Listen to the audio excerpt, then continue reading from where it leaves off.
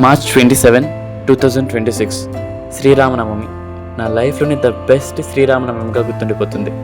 Hi, this is Dinesh Yala. Welcome back to the channel Dinesh Rahul. ఈరోజు చాలా అంటే చాలా హ్యాపీగా ఉన్నా, ఎందుకంటే గట్టిగా అనుకున్నది ఒకటి జరుగుతుంది. ఒక దగ్గరికి వెళ్ళాలనుకున్నాం, ఆ ప్లేస్కి వెళ్తున్నాను అనమాట. ఈరోజు అయితే నేను చేసిన ట్రావెలింగ్ అలానే నా ఎక్స్పీరియన్సెస్ని మీతో షేర్ చేస్తాను. మీరు తప్పకుండా దాన్ని ఎక్స్పీరియన్స్ చేయాలి. ఇక ఆలస్యం ఎందుకు, వీడియోని ఎక్కడ స్కిప్ చేయకుండా ఎండ్ వరకు చూసేయండి. మంచి ఎక్స్పీరియన్స్ని మీరు పొందుతారు. దీన్ని మాత్రం నేను పక్కాగా చెప్పగలను. ఈరోజు జరగబోయే సీతారాముల కళ్యాణాన్ని చూడడానికి మేము ఒక మంచి ప్లేస్కి అయితే వెళ్తున్నాం.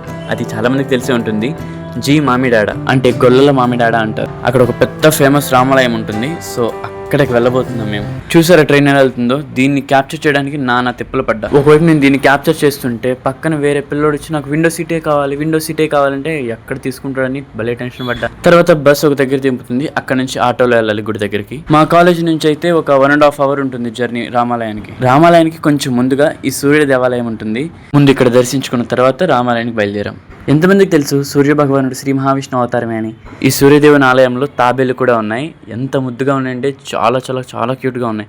కానీ స్మెల్ మాత్రం చాలా గంభీరంగా ఉంది.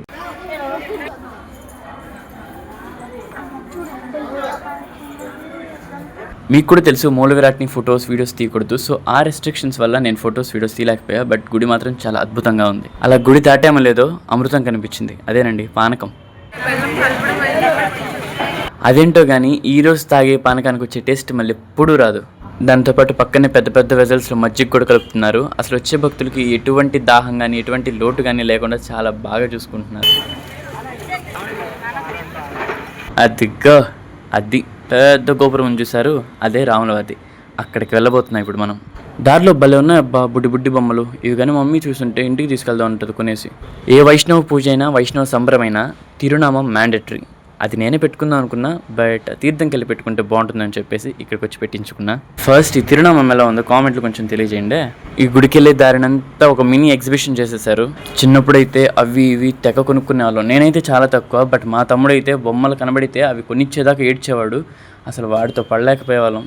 ఒక్కసారి రష్ చూస్తారా, లైన్ అక్కడెక్కడో ఇక్కడ ఎండింగ్ అనుకున్నా, కానీ వెళ్తే తెలిసింది ఓరే బాబోయ్ వెళుతూనే ఉన్నారా. ఇక్కడ స్టార్ట్ అయ్యి ఎక్కడో ఎండ్ అయ్యాం. అదేదో ఊరు దాటిపోయినట్టుంది. అసలు వెళ్తూనే ఉన్నాం. అసలు లైన్ అయితే ఎండే అవ్వలేదు. శ్రీ సీతారాముల కళ్యాణాన్ని గుడి పక్కనే ఇలా అరేంజ్ చేశారు. అసలు చూడండి ఎంత పెద్ద ప్లేస్లో పెట్టారు. తర్వాత ఫ్యాన్స్ కానీ ఫెసిలిటీస్ కానీ చాలా బాగున్నాయి. అసలు భక్తులకి ఎటువంటి ఇబ్బంది కలగదు. ఒకటి ఏంటంటే చాలా రష్ ఉంది, దర్శనానికి కొంచెం లేట్ అవుతుంది. ఇది కళ్యాణ మండపం సెటప్. గుడి 4 దిక్కులు ఎక్కడ పడితే అక్కడే పానకం మజ్జిగ, తాగిన వాళ్ళకి తాగినంత.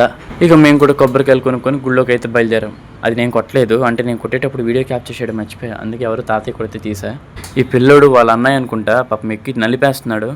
చూసారా ఆ రష్? ఎక్కడికి వెళ్ళినా ఫుల్ రష్. దేవుడు కావాలంటే ఆ మాత్రం తప్పదు, పైగా ఎండాకాలం కూడా. చాలా మంచి పని చేశారు. ఏంటి అంటే వచ్చిన ప్రతి భక్తులకి విసనగర్లు ఇచ్చారు. అవి ఒప్పుకుంటే సరిపోయిందిరా బాబోయ్, లేకపోతే ఆ గాలి ఆ రష్లో ఎక్కడ ఉంటాం. దర్శనం అవగానే అన్నదానం చేస్తారు. సో నాది నేను తినేసి బయలుదేరుతుంటే ఆంటీ పిలిచి, పాపం వాళ్ళ అబ్బాయి అంట వాళ్ళు ఎన్ని చెప్పినా ఎన్ని తిట్టినా తినట్లేదంట. సో నువ్వు భయపెట్టి అబ్బాయి తీసుకెళ్ళిపోతానని బెదిరించు, అప్పుడు తింటాడు అని అన్నారు. అలా అని చెప్పేసి బెదిరిస్తే పాపం 2-3 ముద్దలు తిన్న తర్వాత ఇంకా గట్టిగా ఏయ్ అన్నాను. పాపం కళ్ళమ్మటి నీళ్ళు కారిపోయి ఏడ్చేసాడు లాస్ట్కి. ఇంకా నాకు భయం వేసి పక్కకు వచ్చేసాడు. అన్నదానం జరిగిన పక్కనే ఉంటుంది ఈ కోనేరు స్వామివారిది. అసలు ఎంత బాగుందో చూడండి. ఆ కొబ్బరి చెట్లు ఏంటి, ఆ నీళ్ళు ఏంటి, అసలు గోదావరి అంటే ఇంతే ఉంటుందిరా బాబు. అక్కడ నుంచి అసలు నాకు కదలాలని అనిపించలేదు. ఎంత బాగుందో, ఫొటోస్ అన్నీ తీసుకున్నా. కోనేరు పక్కనే స్వామివారికి తలనేలాడిస్తారు. ఈ బాబుని చూస్తే అసలు ఎంత అవాక్కయ్యానంటే ఏ మాత్రం అసలు ఏడవట్లేదు. చిన్నప్పుడు కటింగ్ చేస్తే మనం ఎంత ఏడ్చేవాళ్ళం, ఈ బాబు అయితే అసలు ఒళ్ళో కూర్చొని ఏదో వాడికి ఏదో టాయ్తో ఆడిపిస్తున్నట్టు అంతే ఉన్నాడు. చాలా ముద్దుగా ఉన్నాడు కదా. కెమెరా వైపు చూస్తున్నాడు. అసలు స్మైల్ ఇస్తాడు ఒకసారి, నవ్వుతాడు ఒకసారి, అలాగే కెమెరానే చూస్తాడు. ఇప్పుడు పిల్లలు అబ్బా ఫోన్ ఓపెన్ చేయగానే కెమెరాకి ఫోజులు ఇచ్చేస్తున్నారులే. ఇందుకీ వీడియో చూస్తున్న వాళ్ళు సబ్స్క్రైబ్ చేశారా?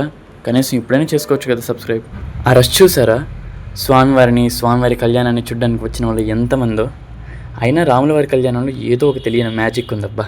అందుకే రాములవారి కళ్యాణం అంటే చాలా ప్రీతి. సో వీళ్ళు వచ్చేసి క్లాసికల్ డాన్సర్స్. వాళ్ళ పర్ఫార్మెన్స్ని కంప్లీట్ చేసుకొని బయలుదేరుతున్నారు. మేము అక్కడ దర్శనంలో ఉండి పర్ఫార్మెన్స్ని చూడడం మిస్ అయిపోయాం. సో వాళ్ళ గెటప్ని అయితే చూడగలిగాం. ఇప్పుడు ఇక అసలైన ఘట్టం శ్రీ సీతారాముల కళ్యాణం. చాలా దూరం నుంచి చూశాను, కానీ దగ్గరికి వెళ్ళే ఛాన్స్ రాలేదు. బట్ ఎల్ఈడి పెట్టారు, తర్వాత తెలిసింది అక్కడ ఎల్ఈడి దగ్గర నుంచి కూడా చూడొచ్చు అని.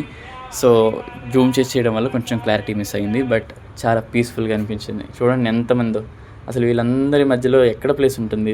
దాంట్లో మళ్ళీ కొంతమంది ఆనర్స్ వస్తారు, మరి కొంతమంది వీఐపీలు ఉంటారు. సో వీళ్ళంతా ఫస్ట్ రోలో కూర్చుంటే మేము ఎక్కడో లాస్ట్కి వెళ్ళిపోతాం కదా. సో మీకు చూపించడంలో కొంచెం క్లారిటీ మిస్ అయింది, బట్ మేమైతే చాలా బాగా అబ్జర్వ్ చేసాం, చూసాం.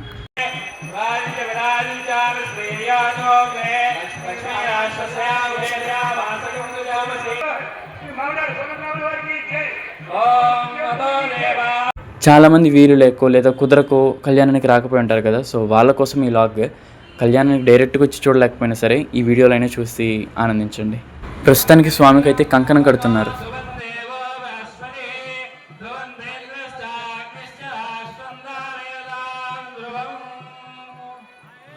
స్వామివారికి వరమాలలు వేసే టైం ఇది.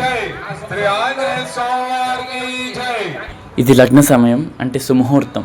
ఈ ముహూర్తంలో జీలకర్ర బెల్లం స్వామివారు అమ్మవారు ఇద్దరు మార్చుకుంటారు.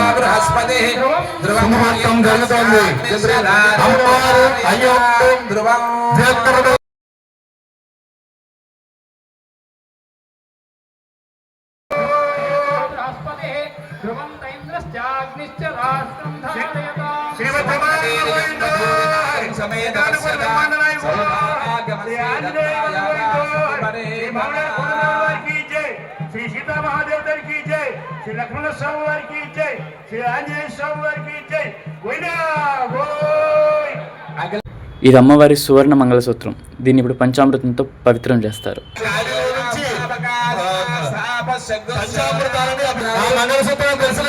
ఎవ్వరూ మర్చిపోకుండా ఫస్ట్ కళ్ళకద్దుకోండి. ఈ సీన్ని తీయడానికి నేను చాలా కష్టపడ్డాను, ముందుకొచ్చి మరీ తీశాను.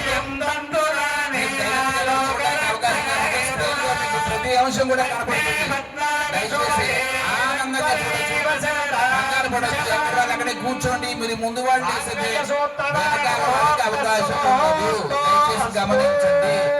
సీత కళ్యాణ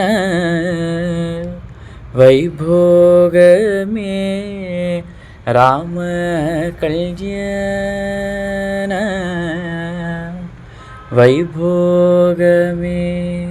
ఇప్పుడు అమ్మవారు అయ్యవారు ఇద్దరు తలంబ్రాలు పోసుకుంటారు. ఇంతటితో సీతారాముల కళ్యాణం ముగిసిపోతుంది.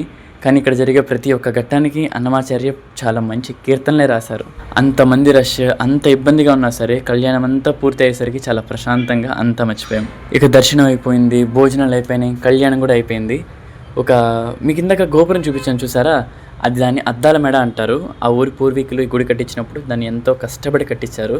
సో దానికి ఒక 50 రూపీస్ టికెట్ అనమాట. ఆ టికెట్ వేసుకొని పైకి వెళ్తే ఈ అద్దాల మేడ, అంటే ఫుల్ మిర్రర్స్ అరేంజ్ చేసి ఉంటారు రకరకాలుగా.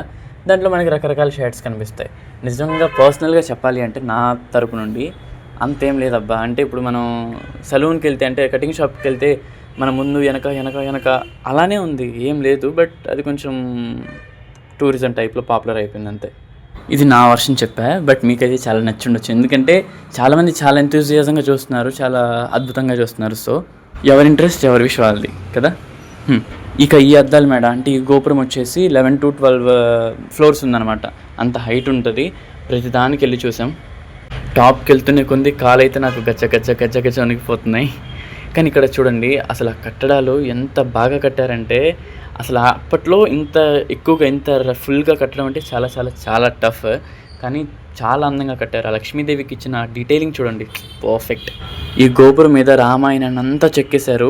బాగా అబ్జర్వ్ చేస్తే టాప్ టు బాటం వరకు మొత్తం రామాయణం కథలతో మొత్తం నిండిపోతుంది. ఇదేమో గర్భాలయానికి పైన ఉంటుంది కదా గోపురం, అది. ఇక ఇదేమో అద్దాల మేడ మీద ఉన్న అసలైన గోపురం, అంటే టూరిజం గోపురం అన్నాం కదా, అది. చూడండి అసలు ఎంత పెద్ద స్టేర్స్. ఆ టాప్ వరకు వెళ్తే మొత్తం విలేజ్ వ్యూ అంతా కనిపిస్తుంది. మీకు చూపిస్తున్నా చూడండి. ఇదంతా వచ్చేసి ఆ విలేజ్, అంటే ఆ గుడి చుట్టూ ఉన్న విలేజ్. ఇదండి వీడియో. నచ్చిందా? నచ్చితే ఒక లైక్, షేర్ తప్పకుండా చేయండి. ఎలా ఉంది, ఇంకా నేను ఏమైనా చెయ్యాలా చెప్పాలా అనేది కామెంట్లో తెలియజేయండి. అంతకంటే ముందు ఇంకా ఎవరైనా సబ్స్క్రైబ్ చేసుకోకపోతే ప్లీజ్ డూ సబ్స్క్రైబ్. ఇక మళ్ళీ నెక్స్ట్ వీడియోతో మీ ముందుంటా. ఇట్స్ మీ Dinesh Yalla, signing off today. Bye bye.